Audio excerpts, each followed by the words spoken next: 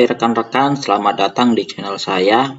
Pada video kali ini saya ingin menyampaikan ringkasan dari prospektus salah satu perseroan yang akan melangsungkan IPO.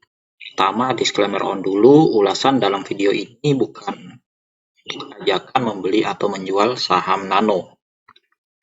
Kemudian sumber informasi dari prospektus dan keterbukaan informasi perusahaan. Kemudian ringkasan IPO kali ini, perseroan yang akan melaksanakan IPO kali ini yaitu PT Nanotech Indonesia Global dengan kode perdagangan Nano, kemudian penjamin pelaksana emisi efek Yop Kaihian Sekuritas dengan kode broker AI. Jadwal IPO Nano ini bisa dilihat ya, jadwal sementara, tanggal masa penawaran atau book building tanggal 8 sampai dengan 15 Februari 2022. Kemudian offering atau penawaran umum tanggal 1 sampai dengan 8 Maret 2022. Kemudian untuk penjatahan tanggal 8 Maret, distribusi tanggal 9 Maret. IPO kali ini disertai dengan waran dengan perbandingan 10 saham induk dengan 8 saham waran. Selanjutnya sekilas profil perusahaan. Pertama, perseroan didirikan dengan nama Nanotech Indonesia Global dengan akta pendirian perseroan nomor 374 tanggal 22 Mei 2019. Lokasi di Tangerang Selatan, Provinsi Banten. Kemudian untuk urus dan pengawasan perseroan, komisaris Taufikur Rahman selaku komisaris utama menjabat sejak 2019, ada Radium Ikono selaku komisaris menjabat sejak 2021, dan ada Sihol Siagian komisaris independen menjabat sejak Januari 2022. Kemudian untuk susunan direktur, yang pertama Suryandro, direktur utama menjabat sejak 2021. Muhammad Arif Iskandar selaku direktur menjabat sejak 2021. Ada Kurniawan Eko Saputro Z selaku direktur menjabat sejak 2021. Ada Alfian Novianto selaku direktur menjabat sejak 2021. Kemudian untuk sektor dan kegiatan usaha, untuk sektornya masuk industrial. Kemudian untuk kegiatan utama usaha yaitu penelitian dan pengembangan ilmu pengetahuan alam dan teknologi rekayasa lainnya, dan aktivitas konsultasi manajemen lainnya. Ada kegiatan usaha penunjang berupa perdagangan eceran keliling bahan kimia, farmasi, kosmetik, dan alat laboratorium. Serta ada perdagangan eceran atas dasar balas jasa fee atau kontrak. Selanjutnya untuk keunggulan dari perseroan, keunikan di bidang usahanya yaitu nanoteknologi. Kemudian memiliki akses ke 300 ilmuwan nano Indonesia. Kemudian penguasaan paten dan teknologi yang dimiliki oleh Nano Group. Serta Nano Group yang berfokus pada nanoteknologi.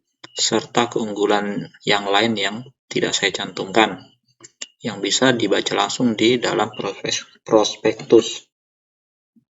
Kemudian strategi bisnis unit.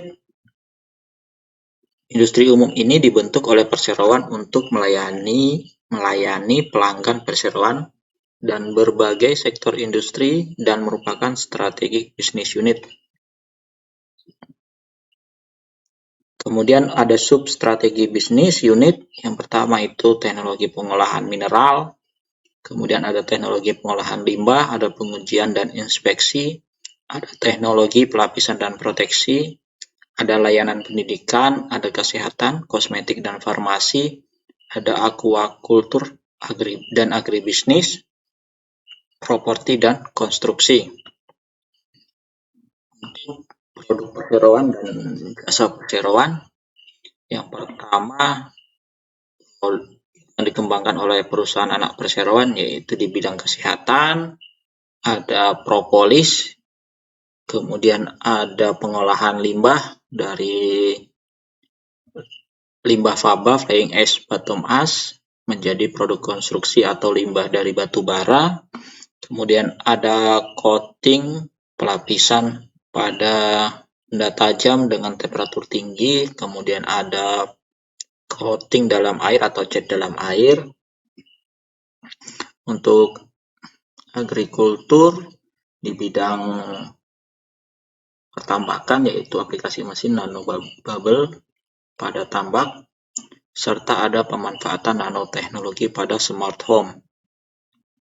Selanjutnya, untuk struktur permodalan dan susunan pemegang saham sebelum dan sesudah IPO. Untuk permodalan sebelum penawaran perdana ada yang pertama PT Nanotech Investama Sedaya dengan kepemilikan 85% sebelum IPO dan setelah IPO menjadi 59,51%. Kemudian yang kedua ada Nanotech Research Investama sebelum IPO 15%, setelah IPO menjadi 10,5%. Dan yang selanjutnya masyarakat setelah IPO menjadi 29,99%. Kemudian untuk struktur penawaran IPO-nya, jumlah saham yang ditawarkan ada 1.285.000.000 dengan persentase IPO 29,99% dari modal ditempatkan dan disetor penuh setelah penawaran umum dengan nilai nominal 10 per saham. Untuk harga penawaran Rp95 sampai dengan Rp105 per lembar. Nilai penawaran umum maksimal Rp134.925.000.000 dengan penjamin emisi PT IOB Kaikian Sekuritas. Kemudian untuk rencana alokasi dana, perseroan akan mengalokasikan dana sebesar 52% untuk belanja modal dan 48% untuk operasional. Tujuan yang positif.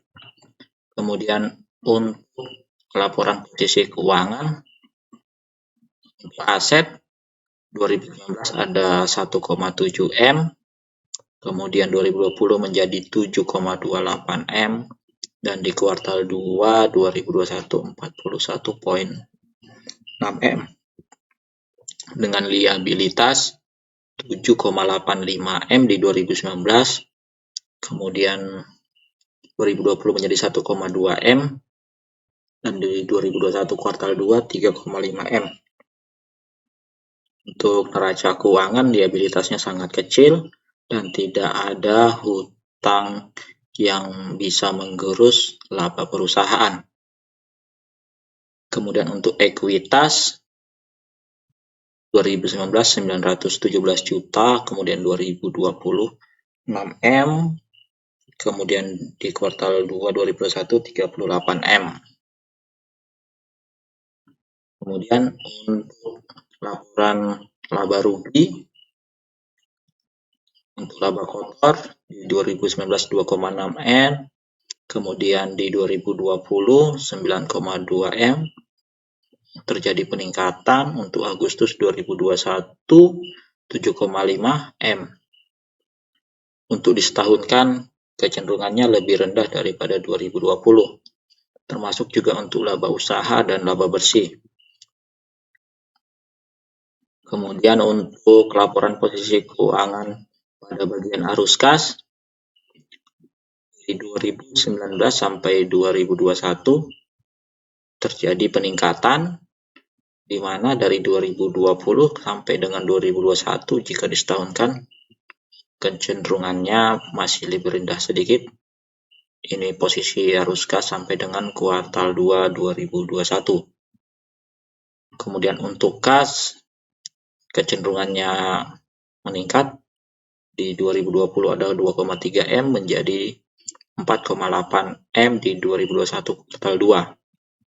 Kemudian untuk rasio keuangan dan valuasi, rasio keuangan dan rasionya 3,4 kali, quick ratio 3,15, kemudian hutang seperti yang disampaikan tadi sangat kecil, yaitu 0,08 untuk terhadap aset, 0,09 kali terhadap ekuitas.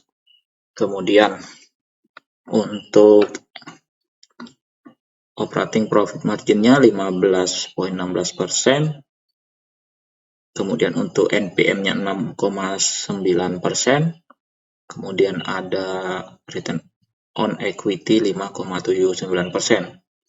Untuk valuasi, yang pertama untuk book value-nya 9,1 rupiah per lembar saham. Kemudian untuk EPS-nya 0,44. Kemudian untuk PBV-nya setelah pada penawaran ini itu 11,53 kali. Kemudian PI-nya 199 kali. Untuk kapitalisasi pasarnya 449 M. Kemudian untuk perseroan ini masuk dalam ke papan akselerasi karena asetnya yang masih kecil, yaitu di bawah 250 M. Selanjutnya untuk dividen mulai tahun buku yang berakhir pada tanggal 31 Desember 2022 dan seterusnya, perseroan berencana dividen tunai secara kas sebanyak-banyaknya 20% dari laba perseroan. Kesimpulan, sisi kesehatan keuangannya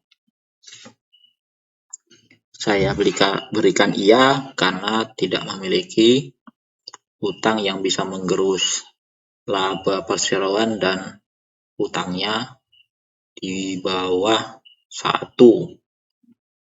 Untuk terlalu dini untuk menilai perseroan ini tumbuh karena baru berdiri selama 2 tahun. Akan tetapi secara data terjadi pertumbuhan. Kemudian untuk ikan ini apakah untung? Ya. Kemudian untuk murah? Saya katakan tidak, karena PBV-nya itu 11 kali dengan PI sebesar 200 kali. Kemudian untuk perspektif saya berikan iya. Kemudian risiko jika membeli saham nano. Untuk kalian yang membeli saham ini, risiko yang pertama tidak liquidnya saham yang ditawarkan pada penawaran umum perdana saham. Risiko fluktuasi harga saham perseroan, risiko kebijakan dividen, risiko sehubungan dengan gagalnya sistem penawaran umum elektronik. Dan jika kalian sudah menonton video ini, jangan lupa Anda melakukan bayar Anda dengan cara beri komentar, bisa juga berikan like, serta tekan tombol merah di sudut kanan video Anda. Saya ucapkan terima kasih.